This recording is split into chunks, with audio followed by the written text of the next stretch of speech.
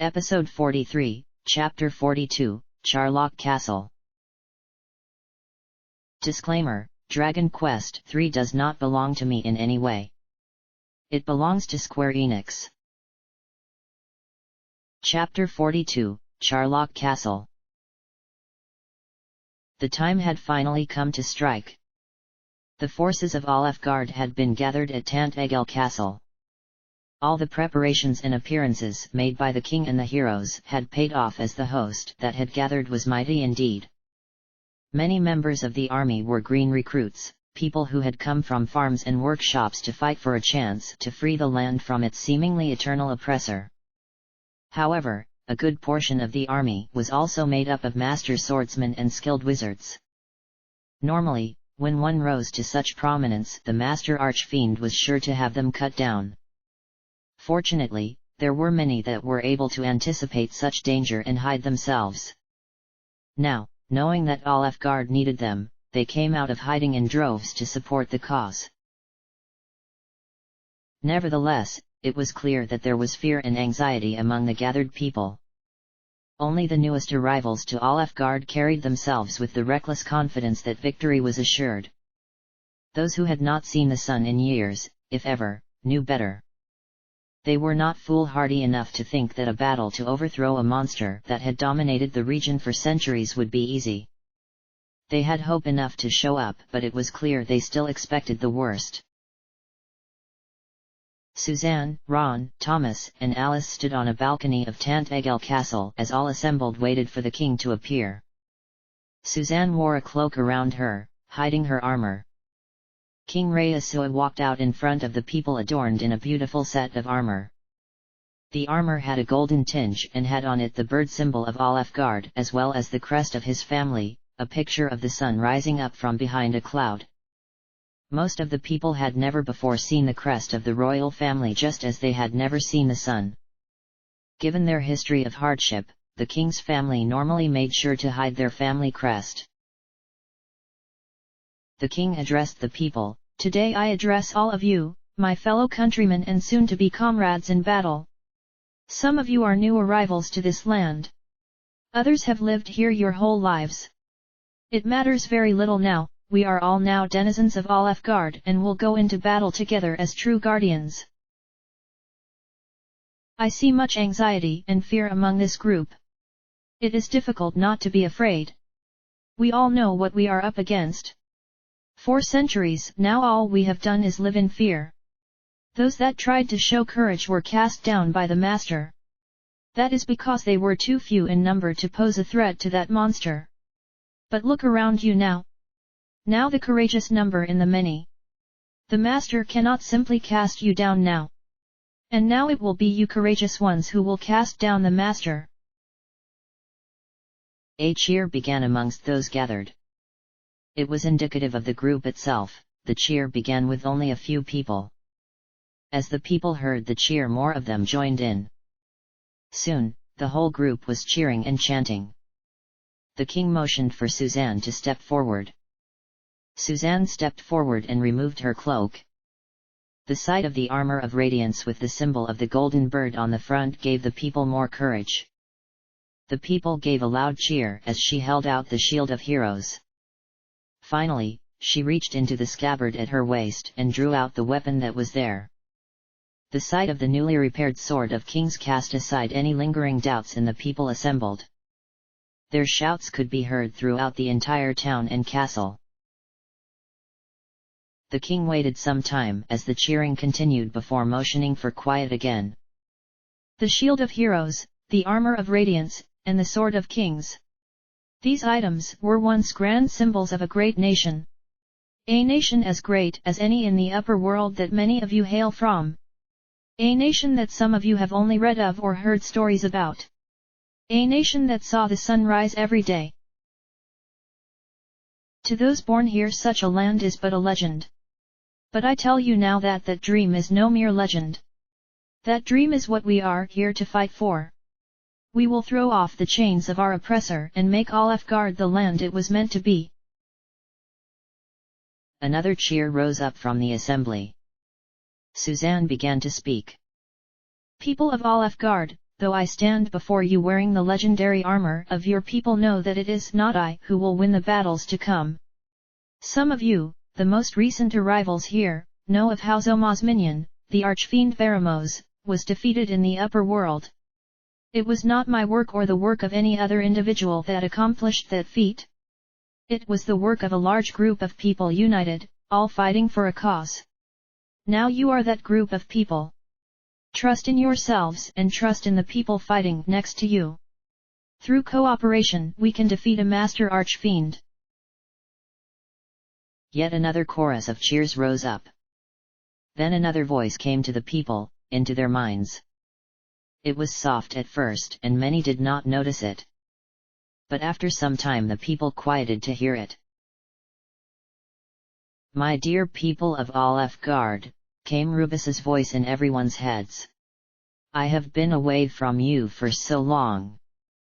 Most of you do not even know who I am. I am Rubus. I have seen your suffering over these long centuries and I have shared in it. Now I too shall do my part in the battle to come. Please join me, my people.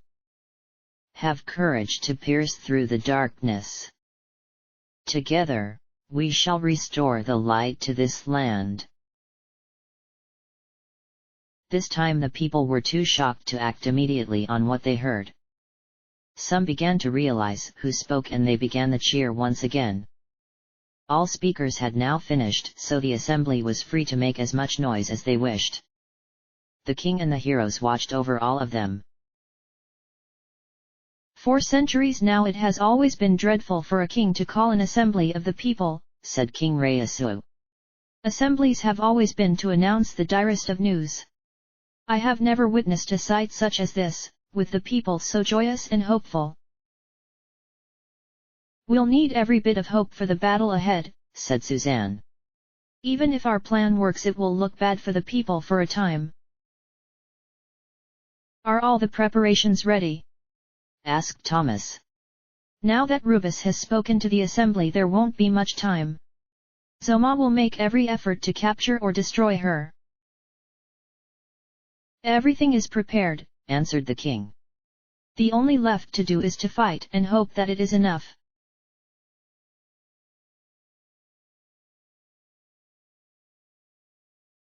The next day saw the beginning of the battle against Zoma. The grand army of Alefgard formed up for the first time in centuries with the aim of storming towards Charlock Castle. Rubus appeared before the army and used some of her power. A great bridge of light formed stretching across the rough sea that separated Tantagel and Charlock. The grand army began their march across the bridge. As was expected, their march towards Charlock failed to catch the enemy off guard. A host of monsters rushed forward on the Bridge of Light to meet Alefgard's forces. The fighting was fierce after that. Rubus used as much of her power as she could to aid the fight against Zoma's army. On the Bridge of Light she formed up walls to serve as cover for the Guardian army while she left Zoma's monsters out in the open. She cast spells and called down lightning on Zoma's minions. However, with much of her power having been stolen by the archfiend, Rubus was unable to swing the battle in Alefgard's favor, as she had feared. Suzanne, Ron, Thomas, and Alice were a key factor in the early days of the fighting. By this point it was clear that they were the most powerful warriors in the land. They led the charge against many of Zoma's monsters and cut deeply into the monsters' lines. However, even they had to fall back before going too far ahead.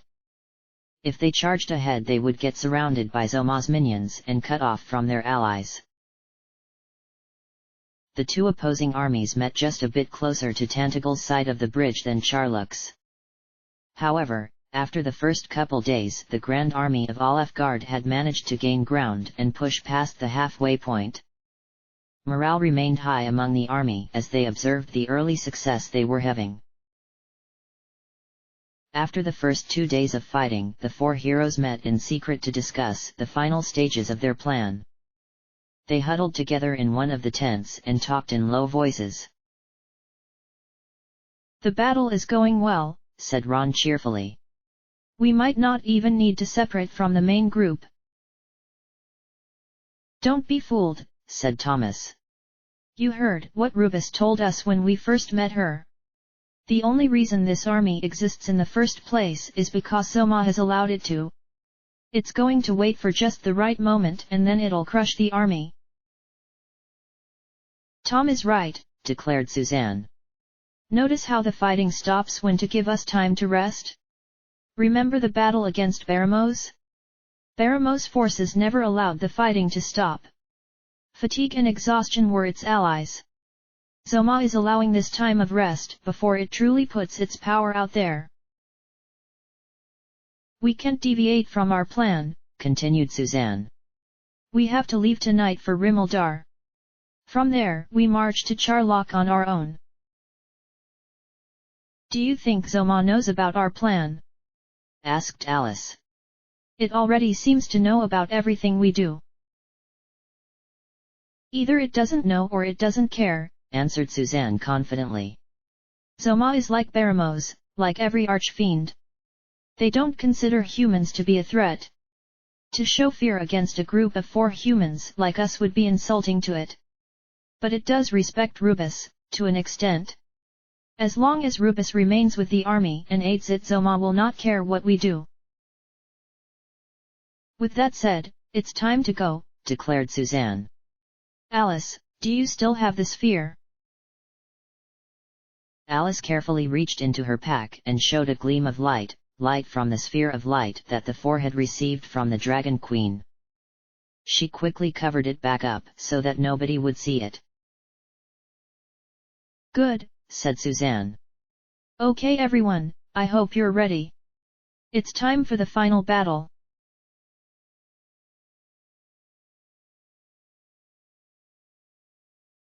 The 4 discreetly teleported away from the camp to the city of Rimildar, from which they left immediately. It would take them 3 days on foot to reach the point where they could use the rainbow drop. They had to travel around the lake surrounding Rimildar, through some forests, over some hills, and finally to a desert. Fortunately, they met very little resistance on the way to the Archfiend's island. Unfortunately, that may mean that monsters from this area were summoned to fight against the Guardian army, Thomas pointed out. Finally, the heroes came to a cliff looking over the rough seas below. A similar-looking cliff could be seen on the other side. Alice drew out the rainbow drop and stepped up to the edge of the cliff. I really hope this works, said Ron nervously. Of course it will work, snapped Alice. Thomas saw Suzanne staring at the waters below. It was as they had heard, the waters were so rough that it seemed impossible for a person to swim them. Even a large ship would have trouble. He may have found another way, said Thomas, guessing at Suzanne's thoughts. Or perhaps he's still searching for a way to cross somewhere. Maybe he'll end up crossing the bridge we make after us. Suzanne gave no answer but just nodded. Alice said a few words of magic and turned the vial holding the rainbow drop on its side. The colorful liquid spilled out towards the waters below, disappearing from sight after a few moments. Then a great light filled the area. The light turned different colors and was so bright that the group found it difficult to keep their eyes open. After some time, the light passed and they could open their eyes again. In front of them now was a gorgeous bridge with all the colors of the rainbow. Wow! Gasped Alice. How beautiful! I'm afraid we have little time to gawk, said Suzanne. Zoma will have taken notice of this. Let's not take the chance that it decides we're worth some of its attention. We'd best be moving quickly. The traveling did not get easier once the 4 reached the island. The island was covered in mountains, hills, and poisonous swamps. Charlock Castle waited at the top. It took 2 days of climbing to reach their final destination. The gloomy castle appeared before them. It was not much to look at. No decorations covered its walls, not even some dedicated to the archfiend. If the four did not know better, they might have thought the castle abandoned. Past the castle, the heroes could observe the battle between Charlock and Tant Egel. The bridge of light that Rubus had conjured up still stood. However, the forces of Tant Egel had nearly been pushed off the bridge. They must have been pushed back in the last few days, observed Ron. Which means morale will be low, said Thomas. And that means the fear and despair of the army will strengthen the archfiend. Come on, urged Suzanne. Let's get inside. There was very little decoration inside Charlock Castle. A grand staircase led into the castle proper. There were 2 stone statues of giant, hulking men standing there. Other than that, there were no banners or paintings adorning the walls and no rugs or furniture to be seen. The place looked bare. If this is Zoma's stronghold, I wonder why it left these here, commented Ron. Wouldn't it make more sense for it to commission statues of itself or something? It seems as though archfiends do enjoy some degree of secrecy, answered Alice. After all, we didn't even know Baramosa's name until we fought it. Since so much of their plans are executed in the shadows, perhaps it works best for them not to reveal themselves even to their own minions. That makes sense, said Suzanne. Remember we found out about that secret passage from a human man that was working for Zoma. If Zoma had statues of itself out here, then he or any other human minions of his might defect and reveal Zoma's appearance to the people. Wait, didn't we hear that Zoma revealed itself to King Rias when it shattered the Sword of Kings? asked Ron. The battle did take place in the isolated town of Cole, suggested Alice. And the king was on a secret mission. The archfiend might have realized the king would not want to spread the word about his failed secret mission and the shattered Sword of Kings. The entrance room split into 2 hallways. The 4 took the hallway on the left. It was a very long and wide passage. There were no signs of opposition. Looks like the army has distracted most of Zoma's guards, said Ron hopefully. At the end of the long hallway, the heroes turned a corner and made their first encounter with other life within Charlock Castle.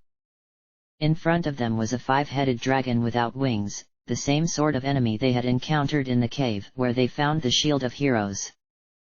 Behind the dragon was a man carrying a staff. The man wore a mask over his face and wore strange furs. He was dressed similarly to the tribes of the Necrogond in the upper world. When the 2 saw the heroes, the man motioned forward and shouted something. The dragon stepped forward to engage the group. Since the 4 had fought the beast before, they knew they could not give it space to begin breathing fire everywhere. The 4 surged at it. Alice ran up first. The dragon brought 3 of its heads around to snap at her. Alice knew she was making herself a target, so she stopped quickly and focused on defending herself. She blocked a bite attempt by one head with her shield, though the force knocked her to the ground. She rolled away from the second head, but the third slammed into her back, sending her rolling away. The dragon's offensive left an opening for Suzanne and Thomas. Thomas lunged forward and drove his blade through the neck of one of the heads that attacked Alice. Suzanne took the Sword of Kings and cut one of the other heads clear off. The creature was already howling in pain, and Ron rushed forward to attack its torso and finish it off. However, the man behind the dragon cast a spell. A collection of soft sparkles of light covered the dragon. Almost all its wounds were healed. It remained short of one head, though the stump was sealed and no longer bleeding. The recovery allowed the dragon to forget its wounds and block Ron's jumping strike. He was sent flying to the side as one of the heads swung around and smashed him in the side. The dragon maneuvered itself so it had a head facing each of its foes. Alice tried to stab at the head, biting at her, but the dragon attacked too ferociously. It was all she could do to keep from having its teeth sink into her armor. Thomas fared a little better as he managed to cut off one of the eyes on the head that attacked him, but it managed to get its teeth into his arm. Suzanne bashed ahead with her shield and sent a deep cut into its long neck, nearly incapacitating that head. Ron pulled off a daring maneuver in which he got up slowly, daring the dragon to go for a killing blow. The dragon's head opened with to bite into him, and Ron thrust his sword inside. The dragon was rewarded for its attack with a blade going through its mouth out the top of its head. Unfortunately, the man cast his magic again. The dragon's wounds were healed again. Even the wound Ron dealt was erased. "We have to take that guy out!" yelled Suzanne. The man yelled out orders of his own and the dragon moved back to block the four's progress towards the man. One of the heads took advantage of the space to breathe fire on the group. Suzanne decided to also take advantage of the space. She held the Sword of Kings into the air. Bolts of lightning came down from the ceiling and struck both their foes. Alice used her enhanced agility to find an opening. She rolled underneath one of the Hydra's heads and came up to the man. The man was surprised and struggled to get his staff up to defend himself. Alice cut the staff into 2 pieces with one strike and nearly did the same to the man with her next. Now the dragon had no further support. Ron and Thomas moved together to take it down.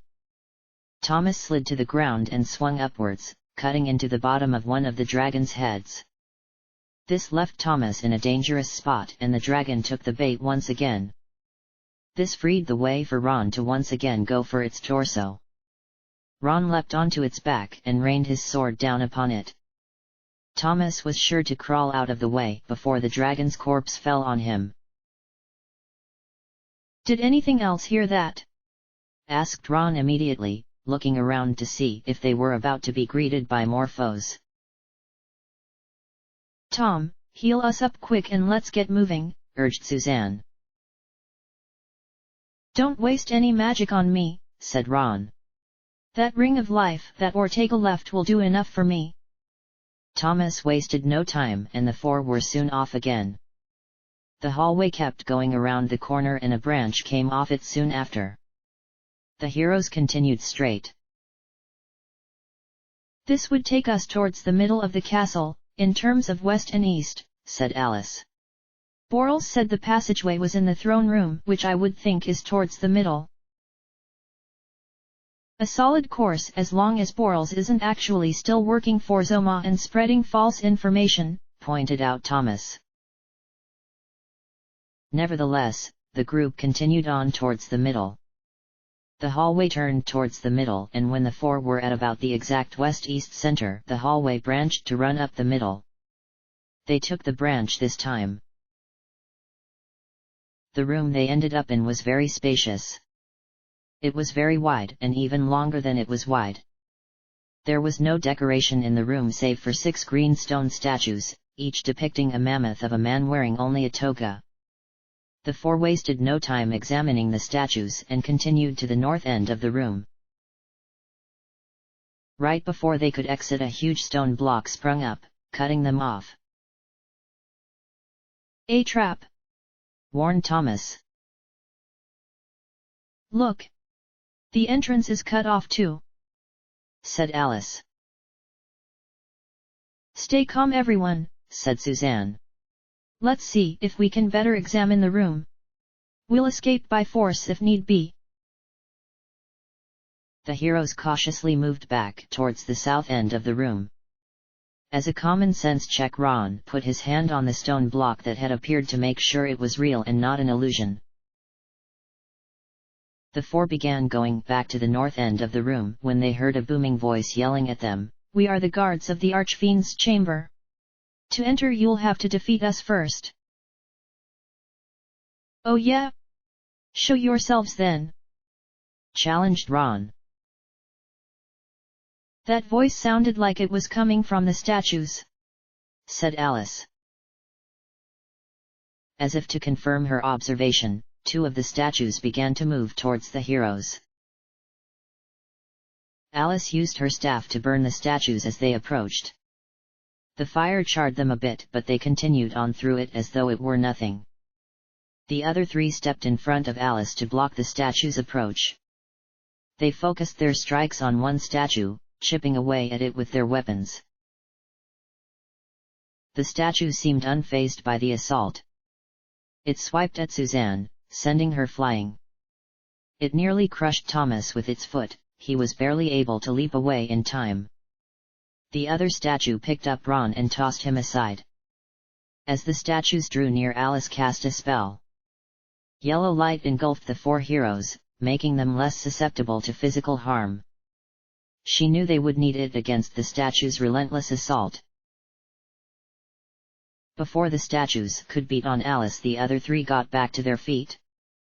What the statues had in strength they did not have in awareness. With its back turned to them, Suzanne, Ron, and Thomas were able to rain blows upon the statue they had started working on. Their magic swords cut through the stone. They cut off one of its legs, causing it to tumble, and one of its arms as well. The statue continued to move but was not adept at trying to crawl with two of its limbs missing. It was neutralized for the time being. However, the other statue had reached Alice. It tried to pick her up and she was able to get out of the way. Unfortunately, her dodging took her right to the statue's foot and it kicked her in the midsection, sending her to the ground.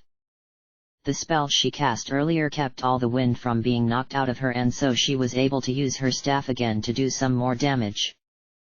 The statue's lack of awareness cost it, as the other three were soon upon it. It managed to throw Suzanne off its body before it succumbed to the flurry of blows. Afterwards, the four made sure to further dismantle the statues until they stopped moving. "Well, that was a tough fight," said Ron. "It might not be over," said Thomas. "There are 4 more statues just like those in this room. Why didn't they attack with the other 2? Asked Ron. "Perhaps to lull us into a false sense of security," suggested Suzanne. "Let's proceed cautiously." Thomas healed the group and they continued forward. They walked around the statues so that they would not be flanked by any of them.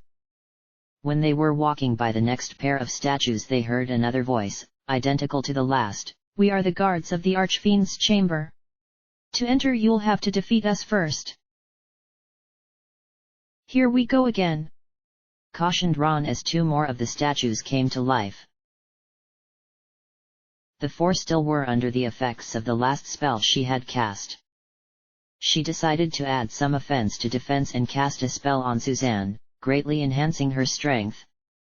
The group had a better idea of how to fight the statues now.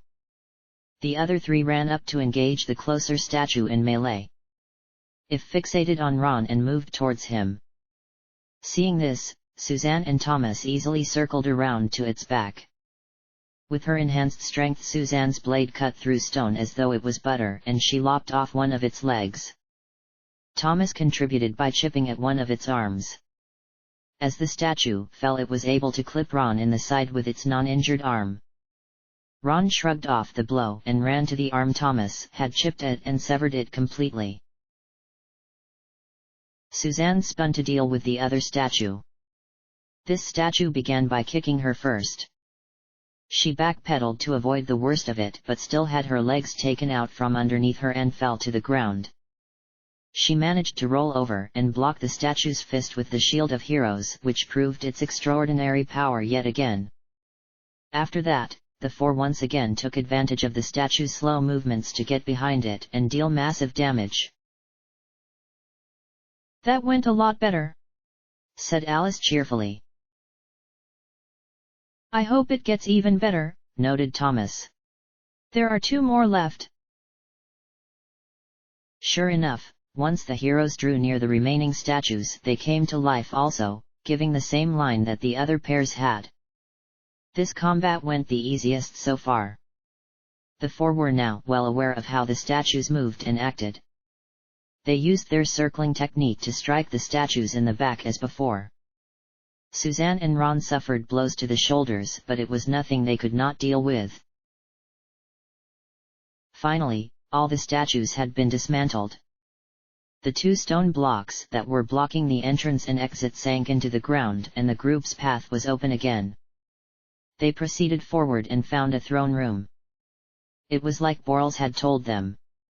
The throne room was stripped of decoration and the floor sparked dangerously. "Now let's see if that secret passage is there," said Suzanne. Alice cast her levitation spell upon the group so they could walk over the floor without injury. They circled around the throne and looked for the spot on the floor that was not active. Ron was able to find the inactive portion after a few minutes of searching. He reached down and found a switch. A rectangular piece of the floor lifted up and moved aside, revealing a staircase underneath. The group descended. "Looks like Borals was telling the truth," said Alice. "It won't get any easier from here on," said Suzanne. "Stay on your guard, everyone." They then found themselves in a large room with a sizable gap in the floor keeping them from the west, south, and east walls. They went north through an entryway and found themselves in a much larger and complicated-looking room. In this larger room there were also gaps surrounding the floor. The floor also had large, rectangular holes in it.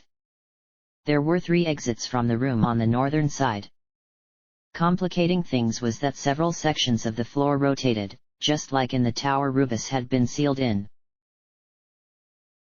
"It's a good thing we've had plenty of practice with these by now," said Ron. Alice got onto her stomach and carefully peered down one of the gaps. "Looks like a large dead-end room below," she reported. "I can see a bunch of monsters down there too." "Another trap," said Suzanne. "Let's be careful here. Sounds like we can bypass a fair amount of trouble if we don't let ourselves get hung up on these rotating floors." Their previous time dealing with rotating floors helped them immensely. There were some close calls, but they were able to get around the large room without falling. 2 of the northern exits led to dead ends. One led to a staircase leading further downward. On the next floor, they began in a small room with 1 exit going to a hallway. The hallway soon branched to the right. The 4 took the branch and soon found themselves flanked by monsters. The monsters were humanoid skeletons. The bones on the skeletons had a purple hue to them and they wore green armor. Each skeleton had 6 arms and a sword in each one. Since Suzanne and Ron were at the head of the group, they found themselves trying to dodge a storm of swords. They dodged and blocked some of the strikes, but there were simply too many coming too suddenly. Both took several cuts throughout their body. Ron in particular was cut up badly. "Retreat to the hallway," ordered Suzanne. "Make them funnel to us." As they did so, Alice cast a spell to heal some of Ron's wounds. Suzanne and Ron stepped backward until Suzanne took a small surge forward, attacking one of the skeletons. The Sword of Kings cut through bones and removed 3 of the skeleton's arms. However, her offensive cost her, as the 2 skeletons that could reach her sent another blast of blades her way. Thankfully, Thomas saw the danger and had already been casting a spell. Most of Suzanne's wounds were healed as soon as they were made. The skeletons had access to magic too. One of the skeletons was cut off by the group's funneling maneuver. Instead, it cast a spell upon the injured skeleton. 2 of the arms Suzanne had cut off jumped back onto the skeleton's body just before Ron could strike it. Ron removed the 2 newly attached arms and 1 more with a strike of his own, but the skeleton could still fight. Alice and Thomas combined to incapacitate the healed skeleton before it could strike again. Alice took its other 2 arms off with some carefully placed strikes, while Thomas took one of its legs off. The skeleton was still able to move but was essentially harmless as it was reduced to just flailing on the ground. However, This left both of them open to attack from the other two skeletons. Suzanne and Ron saw the danger and leapt in front of their friends. They were in a better defensive position this time. Suzanne blocked most of the blades coming her way with the Shield of Heroes. Ron took a few cuts but returned them with a strike that took off 2 arms and very nearly the neck of one skeleton. Suzanne finished the job by cutting the skeleton in half at the midsection. The top half tried to use 2 of its remaining arms to crawl into a position where it could strike, but Suzanne took the rest of the arms off with a couple of slashes before the skeleton could become dangerous again. The 4 carefully circled the last skeleton. Alice made a motion as if to attack, but it was only a feint. The skeleton bit on the bait and left itself wide open to the other 3. Its limbs were removed in short order. The 4 then further dismantled the skeletons to ensure they would not be able to come back and fight. "We have to be more careful as we turn corners," declared Suzanne. "That could have been disastrous." "Do you think we're almost there?" asked Alice. "Who knows?" asked Thomas. "We could only be a fraction of the way there. We have to conserve our resources as much as possible," said Suzanne. "The corridors have been mostly empty so far," noted Ron. "Imagine how much worse it would be if the brave people of Alafgard weren't fighting most of Zoma's forces.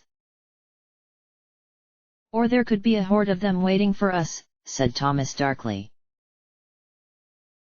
"We have to keep our spirits up," realized Suzanne. "Despair empowers the archfiend. Just think, after all this time we're finally nearing the end of our quest." "I hear that," said Ron. "Even I'm tired of all this fighting. When we're done with Zoma, I'm going to take a nice, long vacation. I wonder what Alafgard will be like when light returns to it," mused Alice. "Maybe it'll just be beautiful. Who knows how wonderful the sights will be after this." "That's the spirit," said Suzanne. "Now let's keep going. I'm anxious to see it myself." The heroes continued onwards. The floor they were in had many hallways and branches. It was a labyrinth to be overcome. The 4 were very cautious, turning every corner.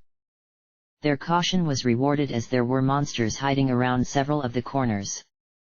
This floor had many more foes than the rest of Charlock Castle had thus far. Among the enemies there were even some more human enemies. They were powerful spellcasters wearing robes that obscured most of their bodies.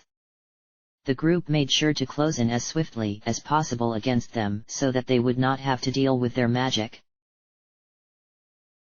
Finally, the group found another staircase leading downwards. At the bottom of a staircase, they came to another staircase leading back up. However, this staircase was much wider and went up on a more gradual angle. At the top was a large, locked door. The final key made it irrelevant. Through the door was a very wide hallway. The floor was decorated with different tiles. The 4 proceeded through the hallway. The group turned and found a very long bridge stretching over a huge gap. At the bottom of the gap, the 4 could just make out water far below. It was clear that if anything fell off the bridge, it would find it nearly impossible to get back up. Fortunately, the bridge seemed quite sturdy and even had railings. The bridge looked like it went for almost a mile. With nothing on the bridge to obstruct their vision, the heroes could just barely see 2 figures on the other side. One figure appeared to be a monster. It was difficult to study the monster from afar, but it appeared to be a 5-headed dragon, similar to the Orochi and several of the other 5-headed dragons the group had fought. However, this dragon was bigger than even the Orochi and from a distance appeared to be colored purple, pink, and turquoise. The other figure was much smaller and thus far more difficult to see. However, it appeared to be a humanoid of some kind. The humanoid looked like it was wearing blue armor and wielded a sword. It soon became clear that the dragon and the humanoid were fighting. "Is that a person up there?" asked Alice. "It looks like he's fighting that monster all alone," said Ron. "We have to help whoever that is." Before Ron had even finished talking, Suzanne had begun to bolt forward. The other three soon took off in order to catch up. However, Suzanne sprinted forward with incredible speed. The other three found it difficult to keep up. "Susie, wait!" called Alice. "We need to stick together." "She knows who that is," said Thomas in between breaths. "We won't be able to slow her down." "Ortega," panted Ron.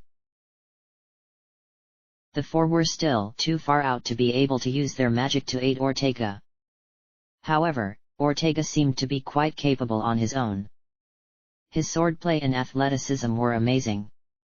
He rolled and flipped around the dragon, dodging most of its strikes. Unfortunately, he was still fighting a creature that was much bigger than he was and that had 5 heads to strike with. He would still get hit and pierced by the dragon's teeth.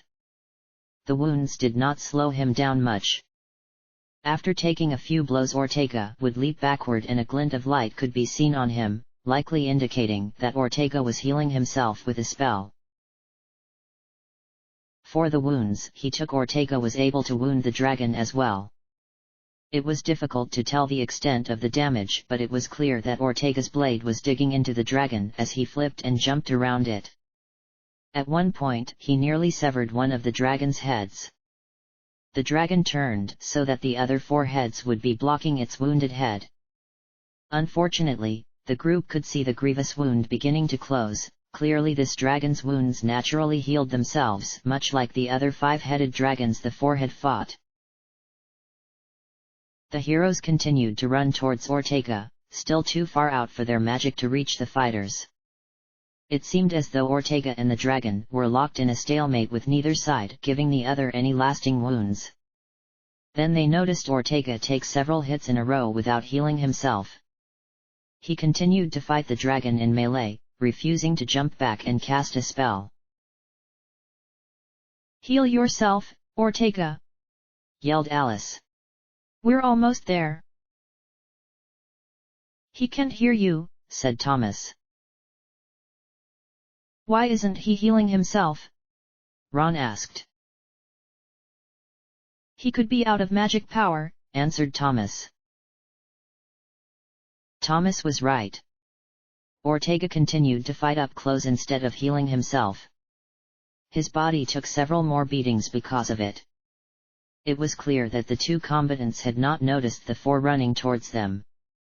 They were too locked into combat. Finally, the dragon was able to gain the advantage. 2 of its heads slammed into Ortega, and this time Ortega was unable to get back up. Defenseless, Ortega could do nothing as one of the heads engulfed Ortega and razor-sharp teeth pierced his body, going all the way through. The dragon's 5 heads showed wicked smiles and the beast prepared to devour its prey. Huge bolts of lightning rained down in the area. A horrific thunderstorm had been conjured up with the dragon right in the middle. Bolt after bolt coursed through the dragon's body. However, the storm left Ortega untouched. Alice realized what it was. Suzanne, now quite some distance ahead of the rest of the group, had finally gotten in range to use her magic.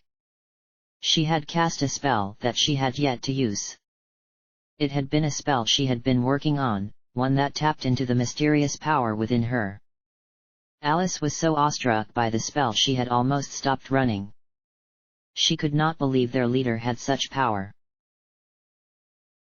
The dragon finally noticed the 4 figures running its way. Wounded by Suzanne's spell and still carrying some remnants of wounds it took from Ortega, it decided to flee.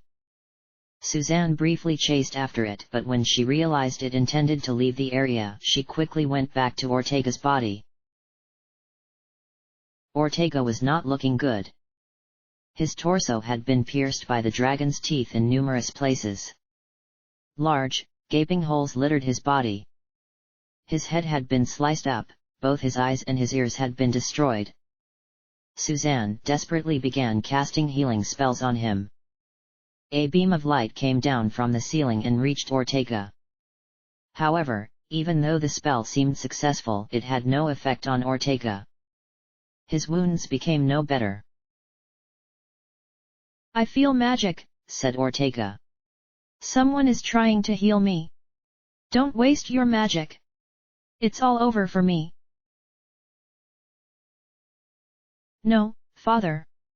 cried Suzanne. "Don't say that!" However, Ortega could not hear a word Suzanne said. He could not hear or see anything anymore. Suzanne knelt down and held her father in her arms. "Oh, traveler," said Ortega, unaware of who was holding him. "Please hear my dying words. I am Ortega of Aliahan. If you happen to go to Aliahan in your travels, please visit Suzanne and tell of what transpired here." Suzanne began to cry.